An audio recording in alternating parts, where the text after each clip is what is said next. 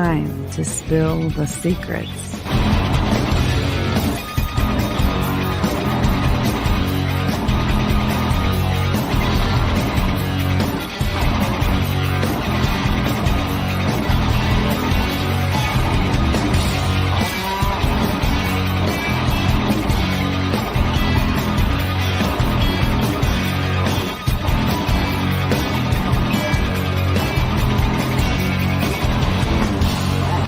This is Universal Secrets with Tiffany Mack and Kevin Hale.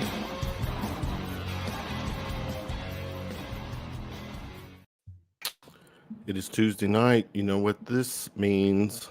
It's Universal Secrets with Tiffany Mack and Kevin Hale. How are you doing this evening, Kevin? I've been better. Yeah, okay. Gave you the heads up. I'm dealing with a migraine. Yeah. Dizziness, nausea. I'm here to get the show started and get things going for you. A good friend of the show is the guest tonight, and you. I wanted to make sure we did our part to make sure this show happened. So, of course, yeah. As I'm whining on this Tuesday, June 11th, 2024, we're streaming live on our Facebook, Instagram, YouTube accounts, channels, pages. Please like, follow, subscribe on all those channels. It does help us. We appreciate it. We always appreciate the company in the chat as we do these Tuesday night shows. Tiffany, being who you are, I knew if I reached out to you, gave you a heads up tonight, it's not good for me. You gave me an out. You gave me someone I could stick my hand out to kind of, pro wrestling. I like pro wrestling. Stick my hand out to, and I got someone to make the tag, to save. I mean, it's when I'm beat down, and then the fans are waiting for the hot tag. Are you tag or tapping out? Because I just can't figure out what you're doing I'm not tonight. Tapping. Okay. I'm tagging in, and bam, look who we got. There he is. It is cool to have someone, Tiffany, that you can immediately reach out to and say, I need you to co-host. Honey. It is. But what's crazy is what is in the background? What is all that extra audio I'm hearing, Brent? I don't know. Do you hear something from me? It just sounds like you're in a massive cave with teenagers screaming. Nope. That's his Blue Yeti, right? Yeah. I can tell. Yeah. Turn his gain, Brent. Turn your gain down. That top on the bottom. Turn it down just a little bit. Oh, better. Now let's hear you, babe. Talk. 543. That's better. Better. There you go. Yeah, I figured we'd figure it out. He's a smart guy, aeronautical engineer and all. Again, proof that there is such thing as looks and brains. Exactly. Right, Brent. Yeah. All right, Tiffany, I'm going to turn it over to you guys. Brent, good to see you. I've said my hellos to our guests pre-show, but take it over. I'll be watching. And if you need anything, just holla. All right. Sounds good. All right. Get better, Kevin. Thank you. So tonight we've got a friend of our show we've had on before. And this is a guy that I've really been able to spend a little bit of time with. Honestly, there's really no preparation for the type of person that you're going to see tonight. If you haven't already done a little bit of investigation into our guest, I will tell you a little bit, and we'll just to get the ball rolling. Okay. So today we're joined with Kosta Makreas, who is a renowned expert in the field of CE-5, or Close Encounters of the Fifth Kind, which is a term coined to describe human-initiated contact with extraterrestrial life. With his extensive experience in this field, Kosta has developed a unique perspective on the nature of consciousness and the potential connections. Tonight is going to be a broadening of our mental horizons, because this is something that very few people have ever had a personal experience with, but it is also a topic that is so universal. It is so embedded in each one of our souls that I think that we have the potential to really embrace this type of contact. So I'm going to bring our guest, Mr. Kosta Makreas, to the show. Kosta, how are you? I am fine. Those were very kind words. And I appreciate that. Short words, because we've got a short show. You said that you said I only get you for 60 minutes. So we're going to do brief, and then you can share your beautiful enlightenment to everybody that's listening this evening. And remember, what's been going on? I'm Greek background, so sometimes try to shut us up, with that DNA. So maybe I'll do more than 60, but thank you for I see you shaking your head. Hey Brent, it's good to see you. Good seeing you, Coast. It's been a long time. Yeah, it has been. Yeah. And what was that? Yeah, thank you. I think it was camp in Indiana. We went to Bloomington in 2019, I believe. And let me just give you a background story. I know that some of the listeners have talked about or listened to our past shows with Rebecca Girasitano, who is a past life regressionist, and she does a lot of investigating and sort of deep diving into people who have had these UFO experiences. So she was there along with her lovely husband, Mickey. And then we had Suzanne, Gregorio? Mario. Oh my gosh, I went blank. And she is sort of our number one person that we go to. She deals with all of the darkness of humanity and does it with grace. And she's a very big proponent of helping everybody in the cosmos, but especially the humans here that are in pain. So she was a very big person in getting all of us connected. So then we went to Bloomington and were able to meet Kosta and his lovely wife, Hollis. And it was a pleasure because I was able to bring my new beau, who is now my husband, and my stepdaughter, and we were able to have this connection. But not only that, and this may mean nothing to anybody but me, but I was able to bring my dog, Chelsea, who was born in Greece, and the only language she ever spoke in the almost 20 years of her life with me was Greek. Oh. And so she looked at Kosta and was like, Kosta was just talking to her, and she's like, finally, someone understands me. It was cute. It was very cute. So I'd that was forgotten the last about time we that. got to spend time with you. Yeah, that was a pleasure,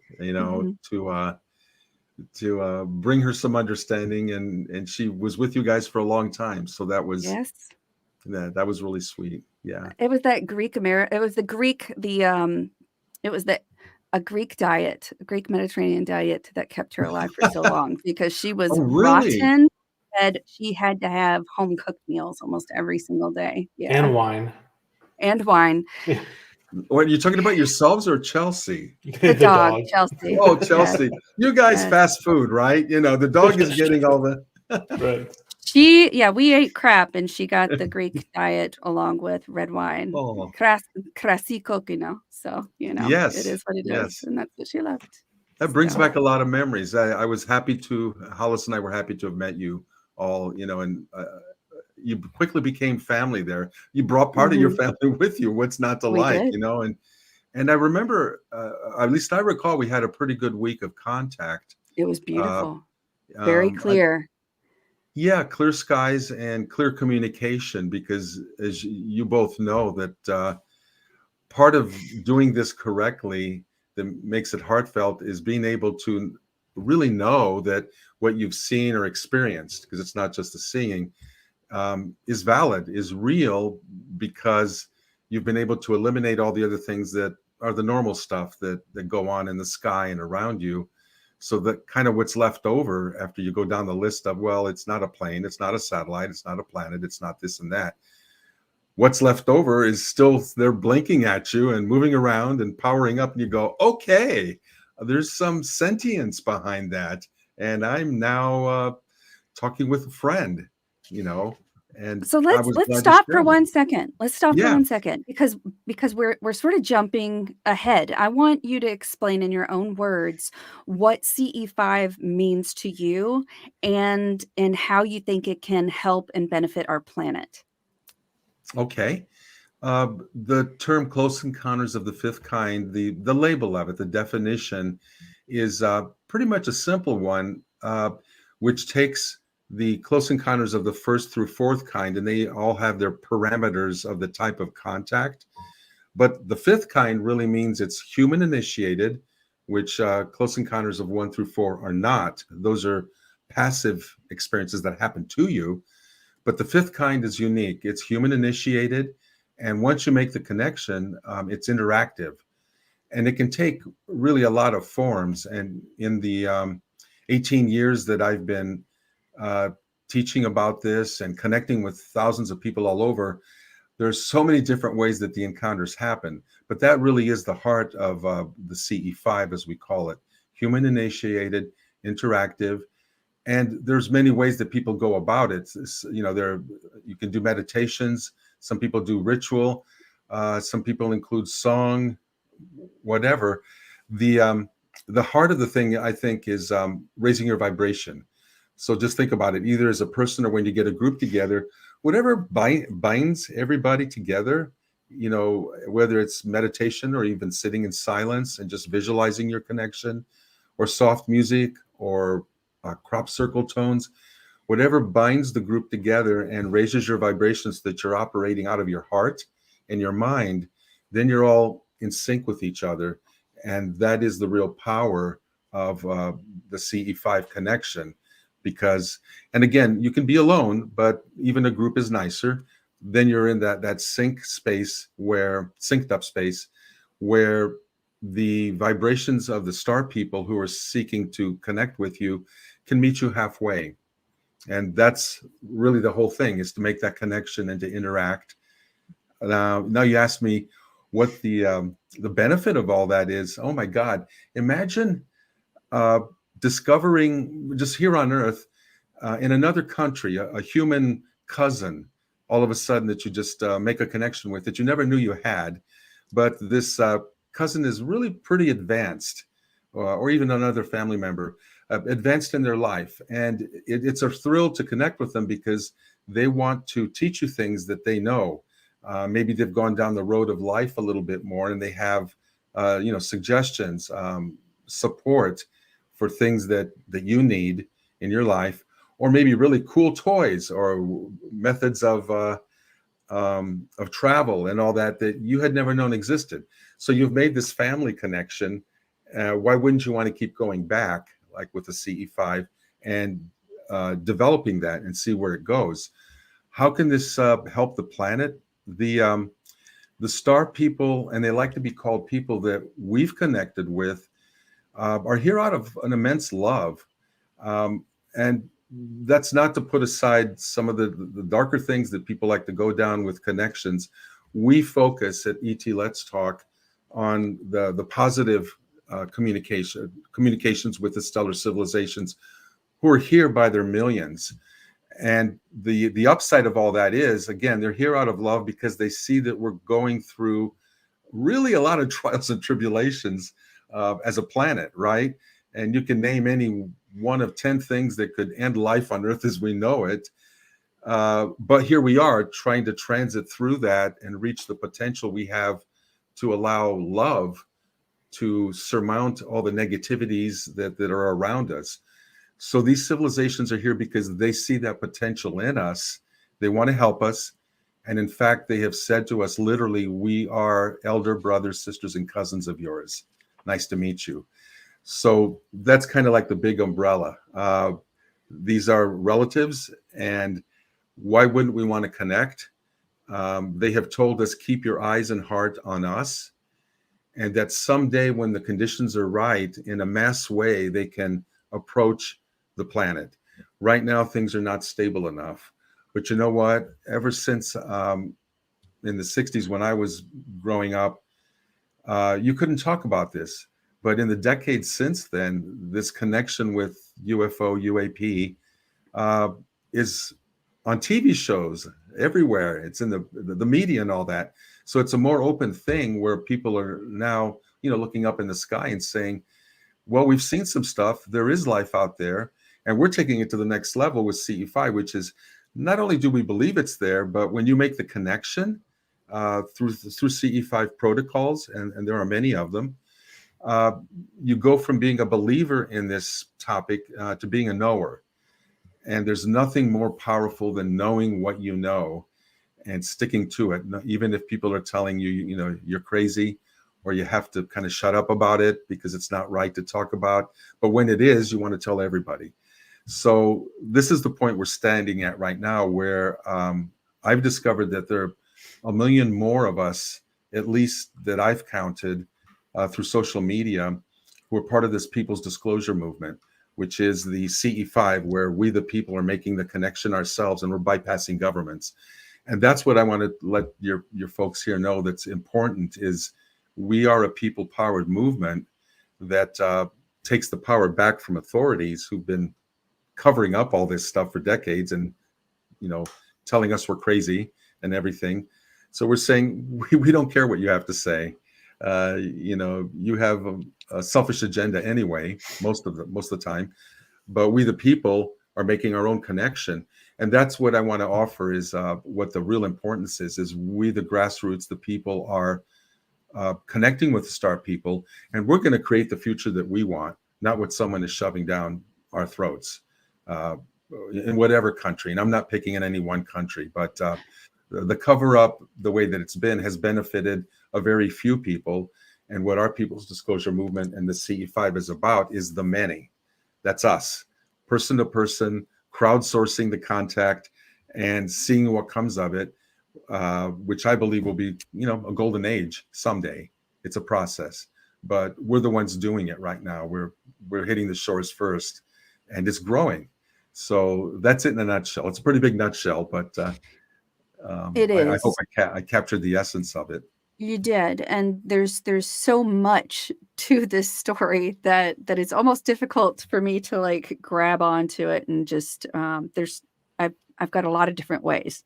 Let's start with the political opinion that is very popular right now. It's become this crazy being of its own. This movement has really grown because the government has begun to admit that there are other entities around us.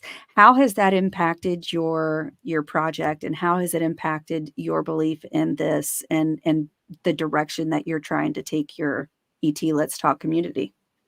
Yeah, that's an excellent question, because all of this is evolving, right? It's changing by the day. And I believe it's evolving in the correct open sourcing kind of direction. I've been saying for a few years that, as I just mentioned earlier, basically I haven't trusted any government because they have been clearly lying and covering up. And so I've always been saying we, the people, now have to do it, you know, do the grassroots. And so the People's Disclosure Movement is very basically about that. Here are the lies over here. You can ignore that. And here are the people here, and we're going to crowdsource it and share our information with each other and grow it that way. Now, though, I mentioned a little bit of an evolution, because there have been leaks and whistleblowers coming out all along, and most recently, like in the last year, in the United States Congress, for one thing. I find it's to the good, because there are a lot of people who may not be at the point where we are, where we already know that these civilizations are here and we're wanting to connect with them. But there've been a lot of people on the fence, and the political situation has improved with these whistleblowers saying, yeah, you've been lied to, and I'm coming out from the dark shadows to tell you that we have downed craft, we have biologics, bodies. We've been trying to, and have been reverse engineering craft that we've found. These whistleblowers, I think, have done a great service. They've allowed people who are on the fence, and I hear from them, who were on the fence before, going, well, I'm open-minded, but where's the proof? The whistleblowers are saying, hey, I've got all this clearance, and I'm telling you, I've seen this stuff, and I have other colleagues who've done it, and we're going to keep talking about it. That has allowed the people on the fence to come over to the CE-5 and say, well, let me check that out. You mean I can contact them? How do I do that? So there's It's their almost like that one connection between you and God. Like you have that connection to speak and say what you believe and what you would like to see happen, and thank you for this and that. You don't need an entire group of priests to be the middleman, you know. yeah. So what you're doing is you're saying that each of us as human individuals have the ability. It's within us to be able to elevate ourselves and our consciousness so that we can maybe make a connection with them and help better our humanity. You've said it better in 6 sentences than I did in 60. Thank you. No, seriously, that was Really a do that. great. Does she do that often, Brent? Yeah, she does. She does. Yeah. Don't ask me to repeat what I said because it's already gone. Right. Well, that's cool. Her moments are great, but they're very fleeting. Well, that's why we have these recordings here. You can go back later on and say, "Oh, did I say all that?" Yeah, there's the evidence. No, and as someone who does a lot of speaking about this, I appreciate what you just did because it tells me two things. One, that you really are listening, that you're interested. I mean, I already knew that, but that's good. And the other thing is, I made sense in some way because you replayed it to me and it sounded like, oh, that's okay. Is that what I said? Okay, well, I'm going to sign on to that. So, but seriously, that helps me as I try to explain this because, like you were saying, Tiffany, that there's so much. This is such a wide topic. So many questions we have. We have a lot fewer answers than we have questions. But the point is, we're trying to get more answers through crowdsourcing the CE-5, the People's Disclosure Movement. That's what my star friends called it, the People's Disclosure Movement. If you want, I can describe for your audience how at least my role in that came about a number of Absolutely. years ago, the pathway that led me to where I am right now. Yes. In a nutshell, a really big nutshell, in 2010, which was about 4 years after I had my first up close and personal experiences, where I went from being that believer into a knower. And I have some stories to tell about that. That happened to me in 2006. I had several experiences at Mount Shasta in Northern California. But fast forward to a few years later, as a result of those experiences, I kept trying and doing CE-5. I mean, I was hooked by the time I saw a starship close up in Mount Shasta. And I said, I want to do more of this. And I did. So fast forward 4 years later, after doing this for a number of years and having more experiences, in one session, my wife, who's not with me tonight, but often she does join me on shows. She is much more telepathic than I and is able to connect far more verbally with the star people than I am. I have more She's limited a strong ability. psychic.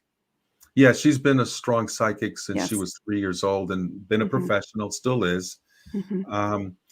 So during a session in 2010, our star friends spoke through her to me, and they said, we'd like you to. And I was asking them actually, what else can I do? I've got a day job. I'm a software engineer, and I've got some time in the evening. But I really love this topic. I love making these connections. What can I do to help the big picture? Because I'm sure that at a pay grade above mine, there's a big plan with all these star civilizations, and there are many who are in a federation or more, one or more. They've got plans about how they're going to approach humanity.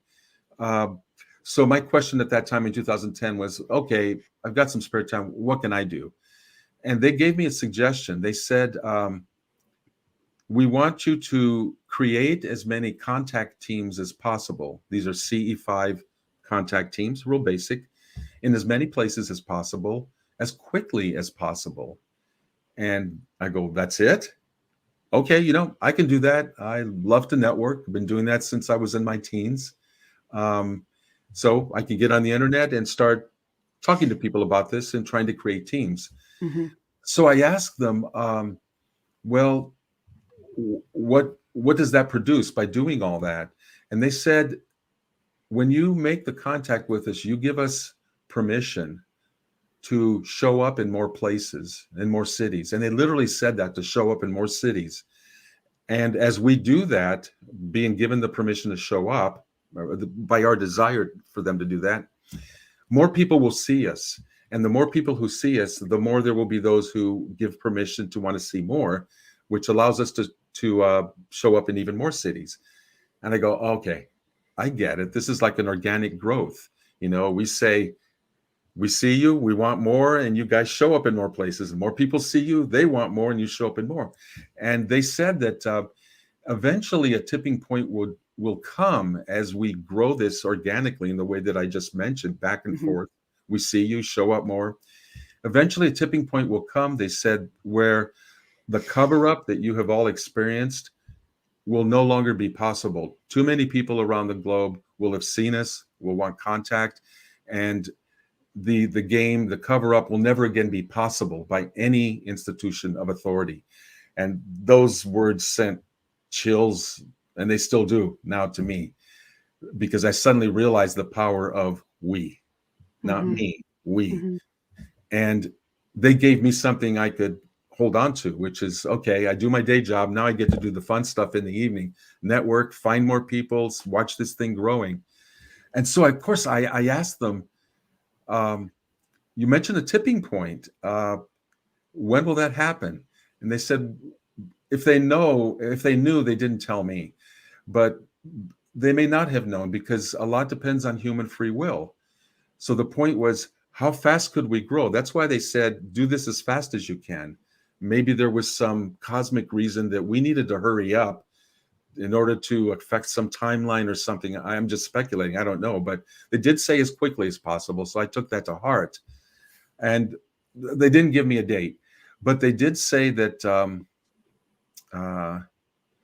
once that tipping point is reached, they would let us know. Well, guess what? About in 2020, when I reconnected and I asked the question, they said, oh, 2019, you reached the tipping point. This movement has grown like a snowball rolling downhill that cannot be stopped now. And again, that gave me chills, because again, we did that, not me. We did that all together. And a snowball rolling downhill that can't be stopped sounds really good. And that's the People's Disclosure Movement, where 2019, they actually said that we have done the disclosure. So in the UFO UAP field, as you two know, you mentioned the word disclosure, and it's on everybody's mind. When is the government going to do this? When will the announcement be made by the president, the premier, the prime minister, whoever, to tell us what we already know? They're here, they're clear, get used to it, to coin a phrase. But I think your work has had some fruit, because I am an airline pilot, and for the last what was it, Tiffany, like 2 years? It started it started in 2019. Well, 2019, I had my first sighting. It was a daylight sighting, which was after we met Kosta and Hollis up in Bloomington. And the cool thing was that we got it on video. Really? So yeah, so we have a daylight video sighting, and I wish Kevin was here, because he knows how to do all the whiz bang stuff. But I might be able to do it while you describe it to him. Okay. Can you explain it to him? Sure. Well, I mean, this video has been going around for a while. It happened. I'll have to look at my notes to give you the exact date, but it was November of 2019, and we were flying from Dallas to Louisville. I think it was like a week after we met, or a few weeks after we met. No, it was November 19th. So I think it was, well, maybe it was. Yeah, it was. Yeah. Well, anyhow, we were flying, and air traffic control called out traffic to us at our 12 o'clock, and we were doing our briefing for the approach into Louisville. And I looked up and I just saw a glint on the horizon. I'm like, yeah, we have the traffic in sight. And we started talking about our briefing, and the traffic they called over went right over our heads very quick. And I'm like, wait a minute, what I saw was farther out. So when we both looked up, and my first officer time looked up and says, yeah, I see it too. And we immediately grabbed our phones and tried to get a photo of it. But the windshields on the aircraft are like 1.5 inches, 2 inches thick. It's very hard to get something to focus. But my FO was able to get a video of it as we went underneath. And it was pretty cool. I just wish I spent more time enjoying it instead of fumbling with the stupid phone. But basically what we saw was an object, and it's hard to give exact parameters because it was 20 to 30,000 feet above us and probably 20 to 30 feet in diameter. And Wow. it was a sphere. It looked more spherical than a disc. And what I noticed of it, it was very highly reflective. So it was glinting the sun. As we went underneath of it, though, it turned green, like it was reflecting the grass beneath it. And we just went underneath of it, and there was some chatter during the video of me calling Indianapolis Center, was with the air traffic control that we were in the area of. And I asked him if they had any traffic at our 12 o'clock high altitude. And he goes, I don't have anything. Let me switch to primary. And as soon as he switches to primary, because they have two different radar, it's the one that gives the transponders, which all the aircraft have, and then there's just the primary sweep. And as soon as he went to primary, he goes, contact Indianapolis on 3245. He didn't want to talk to me anymore. So that was my first encounter. He didn't. They shut it down, is what you're saying, right? Oh yeah, he didn't want to talk about it. He didn't. He just handed me off to the next guy. So that was that encounter. But then after that, we've been having tons of these, and everyone on the frequencies every night is going on about them because they can all see them.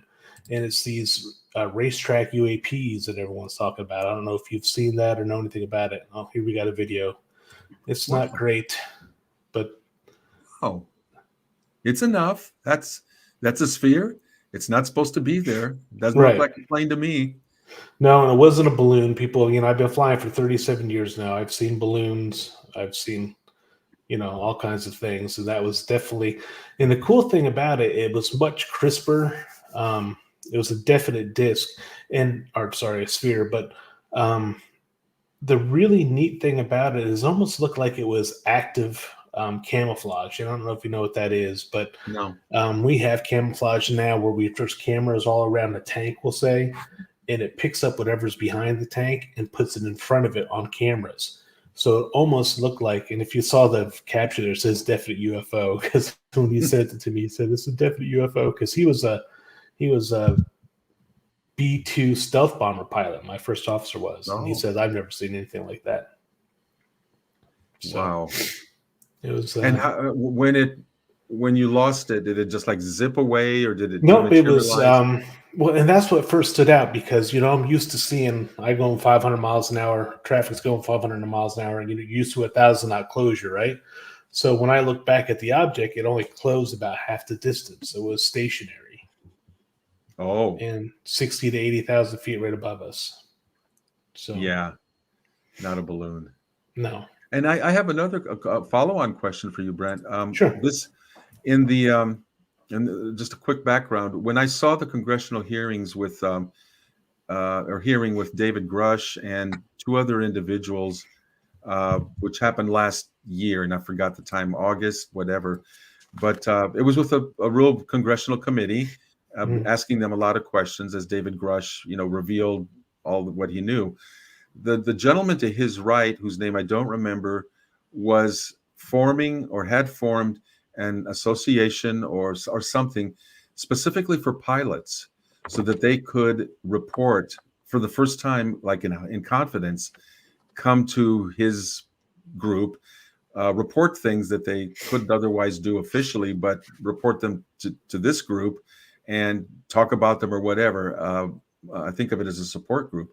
And I was astounded by that because I've encountered other pilots over the years who, like yourself, had encounters, but over the years they couldn't say anything, even almost to their peers, because if the word got out, they'd do a mental examination on you and call you unfit or whatever. There would be some retaliation. So people just keep their mouth shut. Has that changed? Do you know anything about that? And how did that affect you have a video here. You're talking openly. Right. So then there was no way they could say that, I'm making it up, I'm unfit. There's actually something there now. But you have two pilots that have career pilots, one military, ex-military, and the other who's been commercial forever. I think that you measured up the amount of time that you've spent in the air versus on the ground, and it's been 3 years in the air. Like Yeah, it was four Wow. years. 4 years in the air. That's a lot of damn time to be looking at the stars in the sky and then not realize, or suddenly start noticing something a little bit different that's being a little bit Yeah. more apparent than Yeah. ever before. Okay, so this is one of them, Brent. Yeah, but it's okay. That's the worst one. Okay. Is that? Yeah, you could barely see in the center of the screen to the right. That's obviously the lights are Yeah, that's the worst one you could possibly. Do you have another one? no. So anyhow, so I've got probably 20 to 30 of these videos, and there's some really, really good ones. I can send you the one that Scott sent me from Okay. over this. Where was that? Well, let's Right off the coast bring of Russia. in this question, because this could be for Okay. both. So Brent, how did you estimate the size of something that was 30 to 50,000 feet above your position? Is that something that you just know from experience? How Well, would you guesstimate that right, type that's a of great distance? question, because let's say, like, because I've been flying past Disneyland and you see a cellophane balloon come up, right, and you pass it. So the size of that and how fast it goes by kind of gives you an estimate. And just, when I fly and see 747 coming at me, 1,000 feet above, you can kind of get the size difference from that. And I've been doing that for so long. But that's why uh-oh. We didn't We lock have a up. visitor. We have a I'm black sorry. visitor down. Photobomb. He's the Black Death is what we call him. Oh, jeez. There he is. He has a tale to tell, huh? Yes, he does. Oh, you're Sorry. so pretty. Skippy. Okay. Oh. Okay. So anyhow, so that's why I say the difference is so there's such a big variety in the differences because of how it went by and the size of it. So if it was 20,000 feet above us, it was 30 feet in diameter. If it was 30,000 feet from us, it was 20 feet in diameter. Just given generalistics based on the size, how fast we went by it compared to how big it was. So yeah, there's not an exact science, but it's years of just doing this that I came up with the size compared to that. And I've been in your position when I've had sightings myself of craft in the distance at night. I was stuck with, this doesn't happen that often for me, so I was stuck with, like, how do I figure this out? And what we use on the ground is the arm's length finger thing, where you put your arm out a length and you put your thumb, and you just see, is the object you're looking at covered by your whole thumb or whatever. You can get a sense of. And then if you do some geometry, I have a mathematical background, Right. so I've been able to use that arm's length, thumb up to measure a width, and then do the math there. It's not that complicated to figure out the size of what I'm seeing, because in one case the craft was floating on near the ground at a distance in the dark with lights on. So I was able to do this sighting using my arm, and then went to Google Earth and figured out approximately where it was, like a quarter mile or half mile away by looking at natural terrain and identifying it on Google Earth. So anyway, using the measurements that I could and doing some proportional geometry, I once saw a craft that was 200 to 300 feet wide at a distance of, I think it was a half mile out in the desert. So that's my claim to fame for all that. And it's not really an exact science, but Brent, you do your best. You go by your experience. Exactly. Like if it was a 10-inch diameter cellophane balloon that went over our head, it would have gone much faster. If it was a cellophane balloon at a 20,000 feet, I wouldn't be able to see it. You know what I mean? So it's kind of going at that kind of. There's no definites, but if I had to say a best guess, that's what it was. So there's also a question: if you had an onboard radar, did the object show on it? We do have onboard radar, and it mostly is it has filters, so it's basically used for weather and weather only. Now, there are some times if you have time to dial it down, you can actually start picking up aircraft, but it's really not designed. I wish we had especially when I got traffic coming in. I want to get home at night. I wish I had airport radar and take some of those guys out, but no. I Yeah. don't think that was the exact same thing they were talking Oh, about. we weren't talking You about that. no, not taking out the air traffic controllers. No, just the traffic in front of me so I can get there faster. Oh Gotcha. my. Can I show you a video that I have of something I saw in the desert with a group Absolutely. of 14 Take of us? control. Yeah, I'm gonna try because I'm not used to the StreamYard we're using here. However, if I share the screen first, right, and then go start the video, what I want to explain, just a real quick background. This is a short video, like a minute-ish, but the background to it was we were in a Joshua Tree in Southern California. Many people here have heard of that, in the desert. And our group had been having a really good night doing our sky watch. And the interesting thing about that area is there are military bases around there. So you learn how to identify, that they're military planes, because you don't want to make a mistake and think that they're ET or something. But we've been having a good night looking at what we thought was a pretty genuine contact. And then in the low western sky, and I paid attention to this because I saw two lights, like I would say about 20, 30 degrees above the horizon, two lights approaching each other like this. And I thought, they're going to collide. I can't tell you how far out they were or really how high. I'm just saying from my vantage point, that's what they were doing. And they approached each other and then they circled each other like this. Planes don't do that just to have fun. Tiffany, you and I saw that through night vision at our house one night. Okay, hold that thought. I want to hear about that. Yeah. They did one circle, I should say, and then they pulled apart. And at that point, when they pulled apart, they hovered for a while. And at that moment, a friend of ours there got out his camera and he filmed it. And that's, if I do this right, you're about to see the 1 minute of video that we have of those two. I will call them starships. That's the way I labeled it, because I don't know what else would do what they were doing. So let's give this a try. Share screen.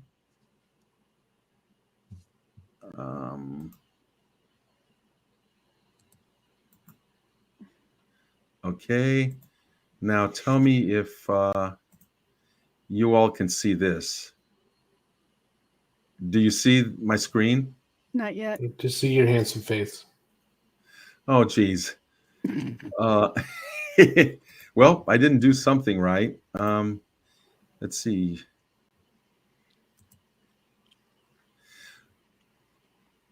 New website.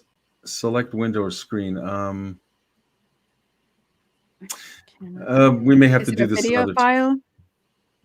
It's it's an icon, and it's when I expand it, it fills my whole screen, and all I have to do is hit play. I hear it. No, that's me. Sorry. Not helpful. I'm trying to send you something. Oh, okay. Yeah, that still wasn't very helpful. Okay.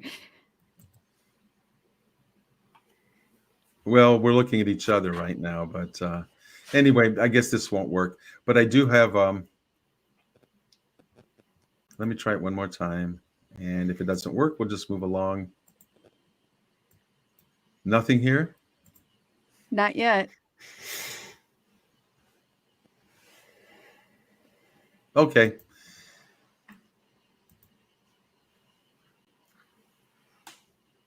I have a feeling that it was the best video ever. I know. That's what always. Yeah, it was cool. I need to present. Make sure I don't. Oh.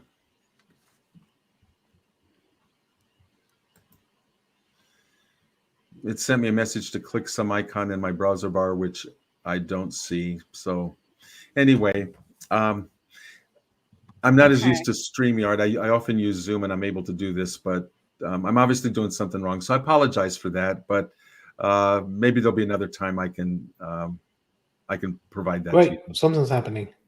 Oh, yeah, something is happening. What is that? Is that Kevin? Kevin just removed him? No, I'm wrong with you? No, I'm still. I've disappeared. Am I there? Where did you go? Hold. There he is. Freaking giggle. Send Kosta, send that to me in Messenger, and Do, do, do, do, do, do. Jeopardy music. Thank you. I recognize that. Okay, I'll try. I'll try you. Yeah, I'm looking at your messenger, Kevin, and let me locate what I want to send you. Aha. I'm okay. Okay. I'm trying to locate it, but I do have you. Okay, Kevin. This is actually let's answer this question. Let's get Brent to discuss this. Weather radar has software filters so you cannot see things that should not be there, moving too fast, too high, etc. Does that sound right to you, Brent? Yeah, there's all kind of there's ground clutter, flutter that they get rid of. You can, I mean, the radars are cool. You can make them go up and down, but it's designed to show us areas of precipitation. So, and occasionally, especially if my airplane's pretty old, you can fool it sometimes to pick up airplanes. But the encounter that I had, lasted, 30 seconds at the most, maybe 20 seconds, and we were fumbling just trying to get it on our phones and get the video of it. So, I mean, you can hear them getting a little frustrated because this is like the third and fourth attempt at taking the video. So you hear them sort of flustered in the background, which I'm sure that people, every time they see them, they're probably like crap and shit and I can't get it right in the background. well, that's why all nobody the can get a videos. Bigfoot on picture either because he's too fast. By the way, my send of the video to Kevin via Messenger said it completed. So Oh, if good. Kevin can hear me, did you get it? It looks like he's doing something. He's making magic in the background. You see his little finger moving around. There we go. Oh, we got it. Is there Oh, sound? Kevin, you're the best. He just doesn't have any audio. Let's see. Hold on. Oops, we lost it.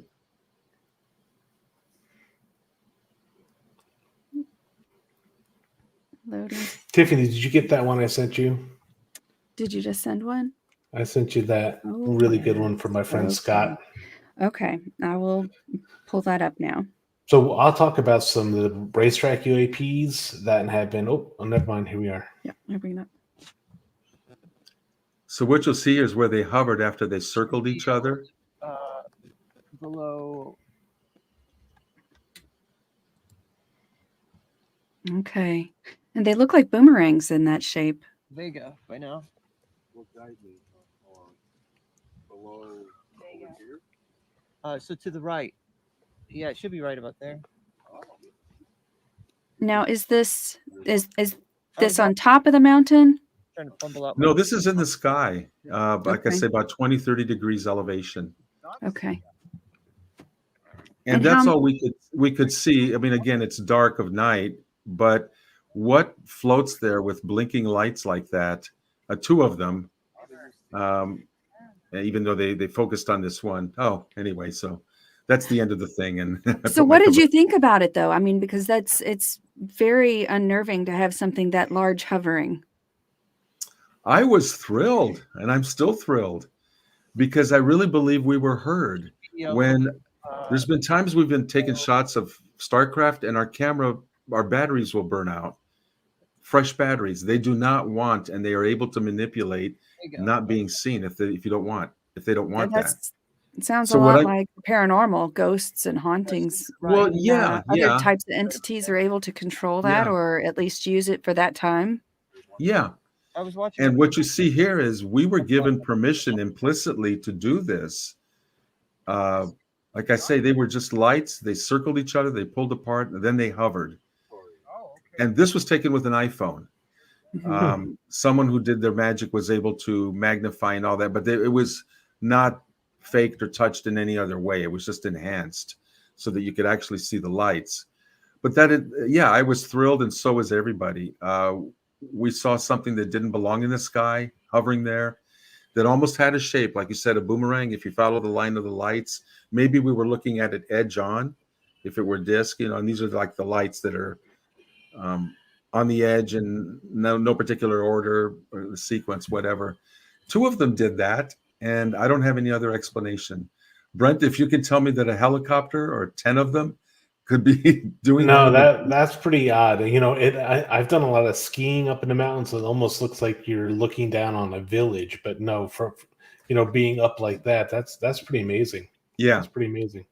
Yeah, and I have to say, we always do try to explain these things away. I believe in scientific honesty, and Right. even if I'm excited about something and someone says, "No, this is it. It's something else that's explainable," I'm good with that, because what I want to run with are the really cool things that are not explainable, Right. except that they're not of the earth in any way that we're familiar with.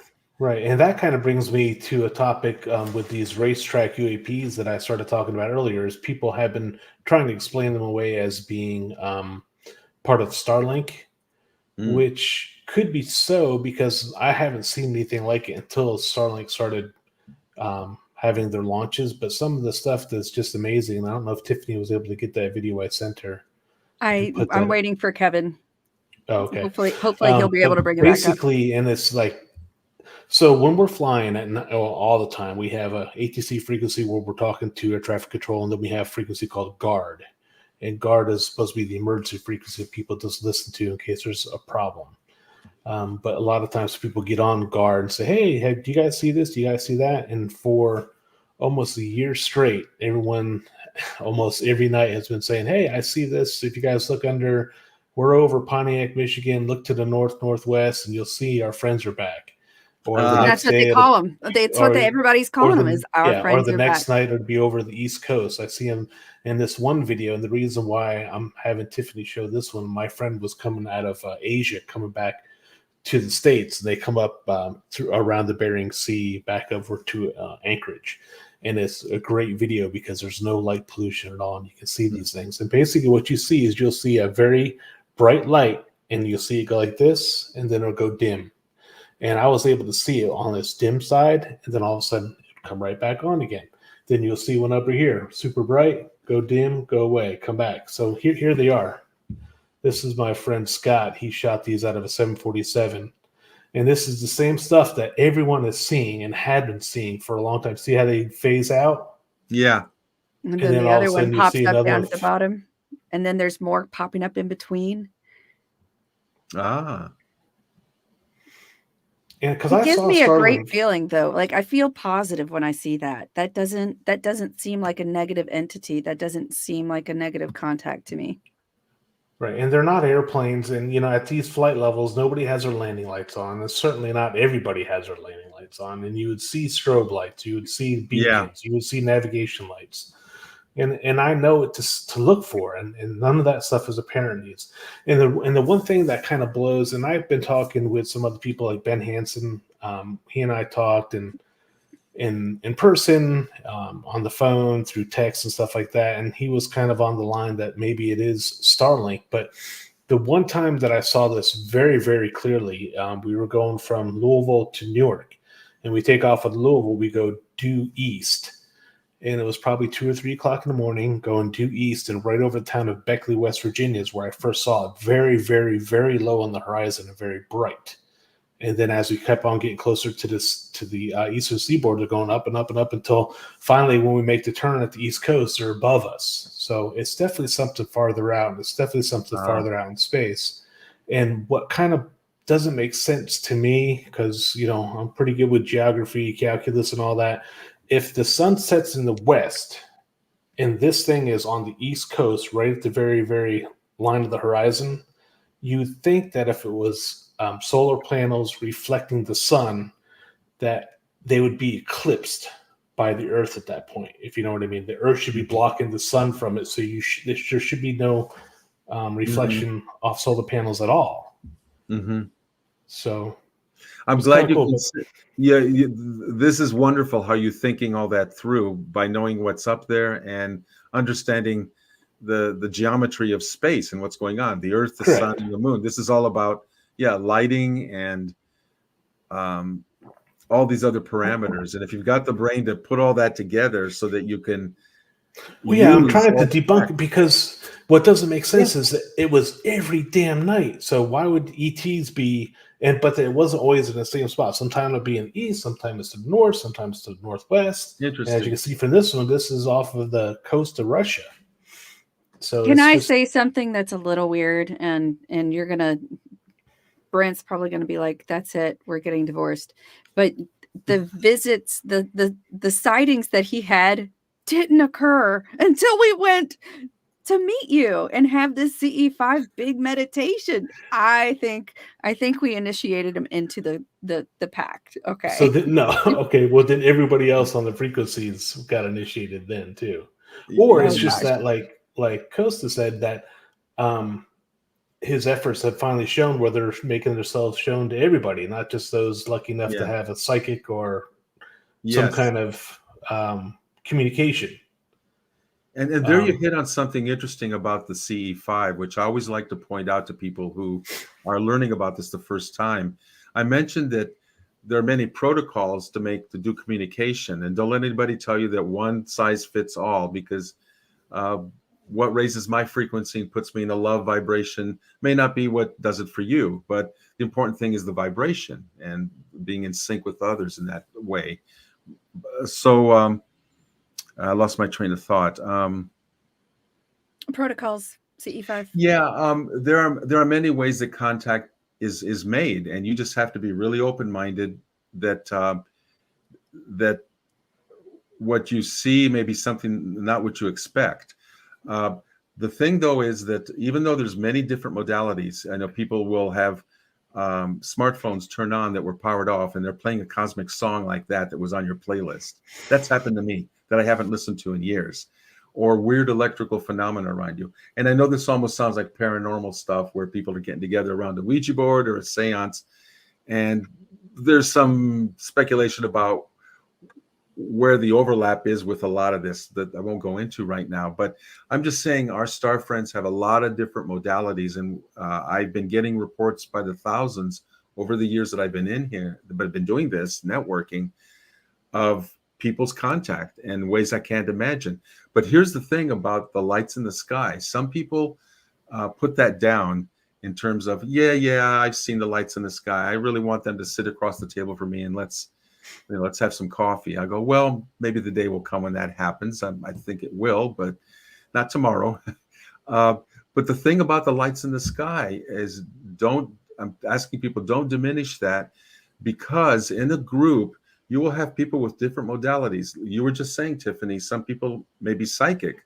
Mm-hmm. They may be able to observe something, excuse me, that the rest of us can't. Like my wife often will feel an energetic presence around her that I can't see and I can't feel, but it's real to her and I believe her. However, with the lights in the sky, most of us can see stuff, and that's what brings us all together. It's the lowest common denominator. We all have eyes. All of us who are lucky enough to have full vision can all look up as a group when someone sees something and agree that we're seeing kind of the same thing. So we all get to have this group experience, not just one or two people who are psychic this way or that way. And that's all good. I'm just saying that when all of us can share just through our eyesight, our common denominator, it's the best.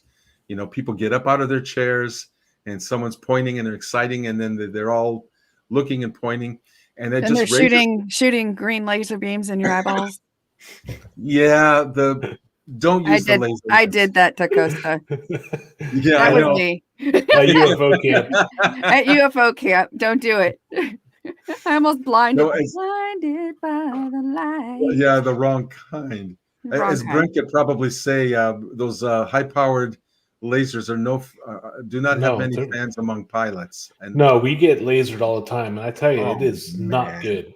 Yeah.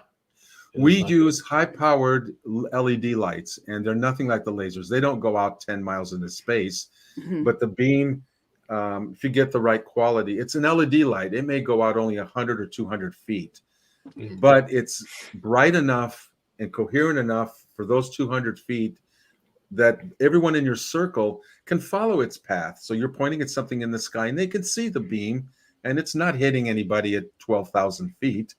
Right. but it's showing you enough of the path of where to look that suddenly your eyes go, okay, I see what you're seeing. You pointed right to it. Right. So that's what I recommend is go LED. And I've told people for years, don't do the lasers. They're cool toys, but no. It's Don't you have to let responsible adults use them is Right. the really key term there. and besides it's responsible. correct me if I'm wrong, Brent, but it's a felony to hit a It pilot. is. If you Yeah. flash the airplanes, yes. Yeah, it is. and Yeah. I have tried to because you tell ETC and they will say, okay, well, where are you? What do you see? And I'm like, I can see that dude's at a Walmart parking lot right there off of Wichita Falls. So Wow. yeah, so we try to get them nailed. Hey, I saw Charles had a question about geosynchronous orbit. Bring it up. Did you see where it was? I don't know. It's been a long time ago. I just wanted to Okay, keep I'll it look. because that is something that I did think about, Charles. And the thing is that they're moving up in the horizon, and they're not staying. So, Tiffany and I go out. We see fast movers. We see satellites and stuff all the time. These guys are going in circles like this, and that is not geosynchronous orbit, and that is. Satellites have to have fuel, and that's just burning an enormous amount of fuel to do that. So that's why I don't think that those are satellites doing that. Well, you said, where are they fueling up? Yeah. Well, and the funny thing is, I'll tell you, this is kind of funny. So everyone was seeing this stuff for like almost a year straight. It was okay. Our friends are to the east, our friends are to the north, our friends are, everyone. So the last 4 months, I haven't heard a thing. I haven't seen a thing. I haven't heard a thing. So I got on guard and I'm like, hey, anybody see our friends lately? And one guy goes, no, I haven't seen anything in 6 months. Somebody else said, no, I haven't either. And one guy said it was Starlink. And then one smart ass guy goes, well, does Elon know they shot down all of his satellites? Because nobody's seeing them anymore. So, I thought that was funny. Elon probably shot his own satellites down just for shits and giggles. They shot all his satellites. Yeah, really. I'm enjoying hearing about your experience, Brent, because it gives me more of a grounding in reality too. I'm not a pilot, so what I learn and what I know is talking to folks like you who have other areas of expertise and who are interested in this topic, because then they can bring their expertise to the discussion. Yeah, and the funny thing is, like I said, topic. I've been doing this for 37 years, and only since 2019 have I seen anything. So I don't know what that means. You're welcome. Yes, thank you. Thank you, Kosta. So I don't know. We're getting close to the end, and I did want to bring up this thought, and I do this only because I was raised Catholic, and I was also exposed to different cultures and different religions throughout the years, but a lot of them seem to make you question any kind of contact on your own.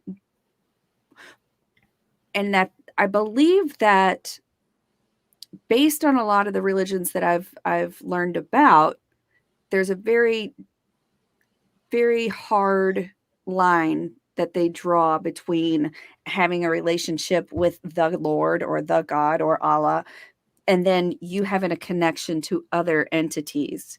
So when you think about the exposure of foreign civilizations on the earth, we had to have been exposed through many, many ages, many, many ways, all over the world by different cultures. Okay.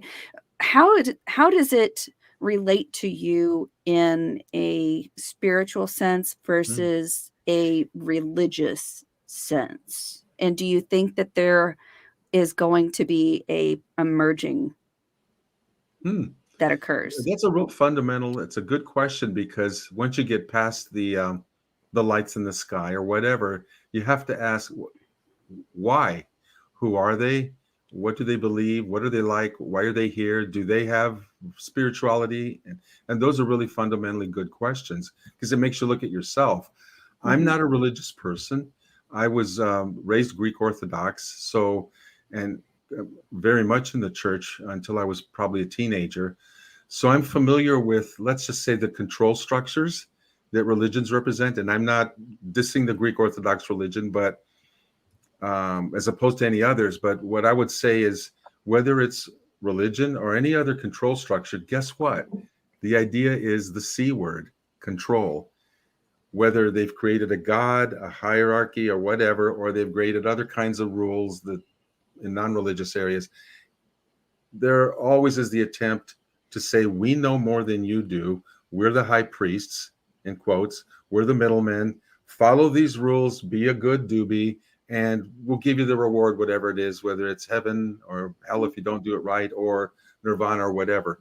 So I'm talking about control structures by whatever name they go. So I'm kind of expanding what you're saying. I personally am opposed to any of those. Now, there is a need for some people to be in those areas, and I can't judge that. I just know it's not right for me. So that leads me to the thing about spiritual. I believe the universe is fundamentally moved by love, created by love. Have I put any name or seen any being that calls itself God? No, I haven't, but I do believe in some kind of vast cosmic presence that is within us and outside of us all at the same time. What I want to do is sit down with my star friends and ask them what their perspective is. You know, they may have had millions of years more of evolution and have things to teach about that.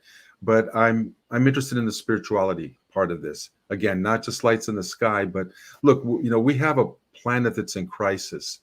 And it's been And the implications that they are coming and visiting and wanting to communicate with us. Absolutely. They see that we have set ourselves apart from each other, whether it's black versus white versus yellow versus red, left versus right, whatever. Humanity is full of separation. And I've been part of that. I know as I've grown up, I'm not saying I'm any better, but I just see it for what it is. The age of separation has to end, because it will end the world as we know it. You know, all the us and them that's out there. I think they're coming to us with a spiritual message, which is we are all in this together. Even the lower vibe ones, you know, they have to be managed, but really love does animate everything at a certain level. And unless, especially now on Earth, we human beings figure out how to love one another and build structures that are life affirming to save the planet, we won't have one. And that's like you were saying, Tiffany, that they're there because I have a feeling some of those civilizations have been through what we've been through. And the ones who didn't make it blew themselves up or whatever. The ones that did may have come here to say, oh, we see what's going on. Let's lend a helping hand. They've told us that they're not here. In 2010, when they literally said, think of us as elder brothers, sisters, and cousins, because we are not gods. Don't look upon us as gods. We're those elder sister brothers and cousins. We're family. And an interesting thing that happened after I got that message that validated it for me was I was driving on Highway 80 to Sacramento to meet my lovely wife there, who was doing some business up there. And the highway was not that crowded, and I was, as usual, in the fast lane going faster than I should have been. But I was in a zone, you know, long stretch, not much traffic. You just get in the zone, you're driving. Every now and then you come to and you go, oh man, 15 minutes have passed. Who's been driving this car? You know, I guess it was me. Meditation. Yeah, kind of a driving meditation. Yep. I don't recommend people do that, but I do that too. Yeah, you get into that zone. Yeah. I was into that zone and I was thinking about the message. We are family to you. This semi on my right lane goes whipping by me. I was doing 80. The semi must have been doing 90, 95, which is a really bad thing if you're doing that. And that jolted me back into the present, driving the car. I'm alert now. Whoosh, there it went. Right behind it was another semi going a little bit enough slower that as it passed me, I could see the rear end of the trailer. And in big block letters on the trailer, the way that you might go to a car windshield and write "wash me," you know, we've all done that. Yeah. As I do it on my airplanes. I want to hear about that. I want to hear about that. Well, in big block letters, as if someone with a giant hand had written something on the back of the trailer. It said, ETs are family. And then the trailer was gone down the road. Now, who did that? Right. Was That that was some a message just for you. That was a message just for me. Absolutely. Yes. Coming on Yes. the heels of being told. So they have a sense of humor. So Wow. we're gonna mess with Kosta. I love it. It's either that or some truck driver who I don't know, random guy stopped at a truck stop and said, I'm going to mess with somebody. I'm going to write ETs. I don't think so. I think it's more ludicrous to believe that some random guy would come up with that message and pass me on the road than to believe it was my star friends who were just They let messing you with me know. and letting me know. They let you know. They're And- like, you're not and paying attention. I stand by that. We all should be aware of connections like that. Stuff you don't expect. You got lights in the sky, you expect that, and suddenly it's on the back of a semi-trailer truck. What? It's wonderful. And you can see it brings me joy because they reached back out to me and said, this is for real, Mhm. So Mhm. that's my story and I'm sticking to it. I love it. Yeah. So let's close in with a description of how if you were going to tell someone how to connect with the star being, what would be the first step? Do you have maybe 5 easy steps to sort of give us a guideline? The protocols. Yeah, I do. Yeah.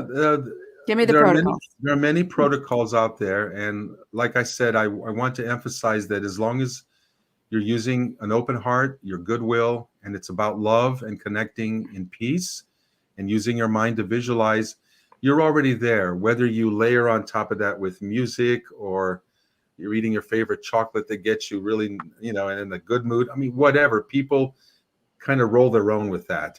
I publish 7 steps on my website, and I know that people will go, okay, I like that one. I'm going to do this instead.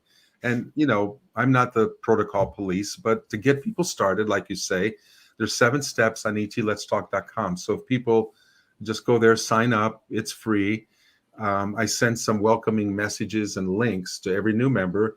And one of those is about those 7 steps, the protocol to get them started. There's also other links because we're all social creatures. One of the first things we want to know is, this is cool. Is there anyone near me? Because Yes. we want to find a group, a neighbor, Mhm. if even one other person to share this with. There's a link called CE-5 groupfinder.com. Hunter Bobek, my colleague and friend, has created that. And I think it's the most, as far as I know, the most comprehensive CE-5 directory out there. So I send a link to that as part of the welcome package to etletstalk.com, and people can go there and visually see if there's anyone near them. And I have to warn people too. A lot of people list themselves on these maps. There's different places you can go to find groups. A lot of people list themselves, and then to the disappointment of those who follow up and go, I'm going to contact this person. A lot of people don't answer. I don't know why, but I do have to, in all honesty, tell people, be prepared that you can get excited, see someone near you, and you may never hear anything. What I recommend in that case is just keep trying further and further out. You may not find someone right next door who does respond, although it does happen, but you may find someone 2 states away or another country away that you really hit it off with if you reach out to them. And next thing you know is you're doing everything by Zoom, your CE-5. You may not be physically together, but hey, by It still Zoom, works. it still works. Yeah. So I Mhm. recommend that people don't give up.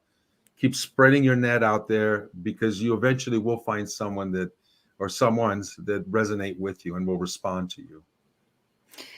It was an absolute pleasure having you on tonight, and I am so glad that you were able to join us and have my husband be able to share some stories with you to just That was a bonus for me. give you a little bonus, right? Because, Yeah. Sharing this information is what is most important so that we can have a full and very articulate image of what we are all in search of, and I do appreciate that you were very kind in the way that you share your information, and you are an amazing person. You guys, you and Hollis are a lovely couple who always feel so full of love and kindness. So I'm glad to be able to reconnect with you. In here. Please tell our listeners where they can locate you and share stories or get more information on ET Let's Talk and the CE-5 projects. Well, you gave most of it there. etletstalk.com. Signups are free, and I will send you material and links, like I said. And I try to answer every email I get. I like the personal touch. And even though there's more than 1 million people in the People's Disclosure Movement, I'm not in contact with every one of them because I would not have enough hours in the day.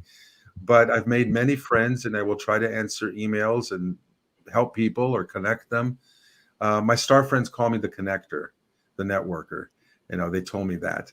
That makes a lot of sense. And it feels very natural, and it's a lot of fun. I like people, and I hear so many stories that I could not make up. I have a pretty good imagination, and I still get gobsmacked by stuff people tell me. And it's especially nice when I can meet people and like have someone like Brent tell me a story, because I know you, and I know you're not BSing this, and you can back up what you say, and you're very open about it. And there are millions of us like this, and we're living in an incredible time. And I just want to hear from people, because I want to give people hope, especially the younger generation who are looking at a world in crisis and kind of where they fit in. They're here with a mission, and they're the handoff that we are giving you guys. Those of us of a certain age won't be around a whole lot longer. So I look at the younger generation and want to leave them with some hope and let them know that our star friends are here. They're near. They want to help. They want to mentor. They won't do our job for us, but boy, can they lend a helping hand if we ask. And so that's kind of the message I want to send. You just don't come up and just sign up on the registration and then forget about it. There really is a deep purpose behind this, which is a new world if we want to create it. And we have an immense amount of help. And people don't talk enough about that.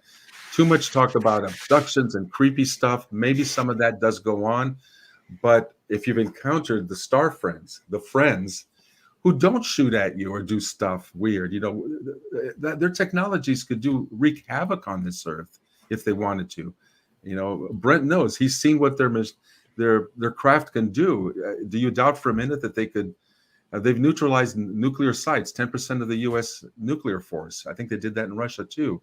Yeah. So my point is that let's get on the team of the good guys, no matter what the other ones call themselves, because they're here in far larger numbers and they have a way more power than anybody else. And I want to be on that team and kind of co-create the new future with them. And I want to let young people know that there is a future and that they can be active. They can make this movement bigger than I could ever imagine. So that's my spiel on that. Please come join us. It's a future that we're co-creating, and that has a happy ending. Right. Or can have a happy ending. I just want to tell you that my friend says, have a great evening. This is my Gumby that this person made at the Ohio Bigfoot conference, and I love it. Even though it's a little odd shaped, I still like it. I don't know why you got that one. I don't know. I felt like it needed to be at my house. Loved. It needed to be loved. It needed love. It did. And you never know who I'm going to abduct. So I abducted him. They're telling stories about you. And then there was this blonde lady who appeared out of nowhere and grabbed me. He had the reddest lips. Yeah, really. Are they all like that? Don't know. Well, thank you so much for joining us this evening on Universal Secrets. We will be back next week with another lovely guest. Don't ask me who it is because I never look it up, and I will be ready. But like us on Facebook and YouTube, and check us out on Spotify and iHeartRadio and all of the good podcasting sites. You all have a wonderful evening. Thank you so much for Kosta spending his hour and 20 minutes with me. I feel like I've been given a true blessing this evening. And I'm glad that my husband was able to join us because my co-host Kevin is not feeling well. So everybody send him some love this evening. So hopefully he'll get over his migraine and be able to get back to it tomorrow. So Good to see you again, my friend. Yeah, same here. We'll keep talking. Okay. Thank Yes. you. Thank you. thank Bye-bye. you. Kevin, Bye. take us out.